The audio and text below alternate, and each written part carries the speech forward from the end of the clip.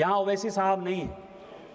ये जो मैं पजामा कुर्ता पहनकर आया हूं सर ना, ये ओवैसी साहब ने मुझे ईद पर दिया। ओवैसी साहब मुझे टोपी पहनाने की कोशिश नहीं करते हैं और मैं उनको टीका पहनाने की कोशिश नहीं करता।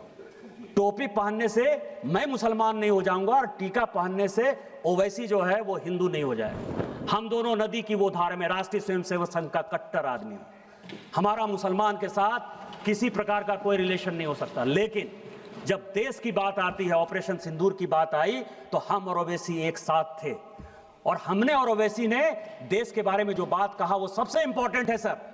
कि जब सऊदी अरब हम लोग पहुंचे और वहां का विदेश मंत्री जब हम लोगों को कहा कि आपको पाकिस्तान के साथ बात करनी चाहिए और ओवैसी जब उसको समझाने में नाकामयाब हो गए तो उन्होंने कहा कि निशिकांत जी आपको बोलना चाहिए।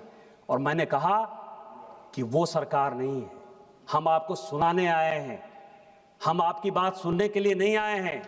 मनमोहन सिंह नहीं है हम कि 2008 में मुंबई बम ब्लास्ट हो गया और आपके कहने पर इसी सऊदी अरब के दबाव में, इसी अमेरिका के दबाव में, शर्म अल शेख में आपने जाकर समझौता कर लिया, एग्रीमेंट हो गया। पहली बार भारत सरकार ने कॉम्प्रोमाइज करते हुए यह बता दिया कि बलूचिस्तान में जो कुछ हो रहा है वो भारत सरकार का उसमें योगदान है। हम वो घटिया आदमी नहीं हैं। यदि हमारे आदमी को आपने मारा है तो हम मारेंगे। आपको पाकिस्तान को समझाना है तो समझाइए।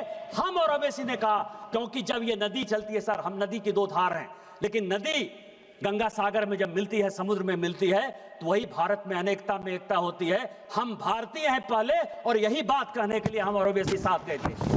तुम किस हिंदू मुसलमान की बात करते हो? ओवैसी के ऊपर अटैक हो गया, एक बार भी पूछने के लिए गए कि तुम पर गोली किसने चलाई? क्या बात कर रहे हो? केवल मुसलमान के वोट बैंक की पॉलिटिक्स करते हो।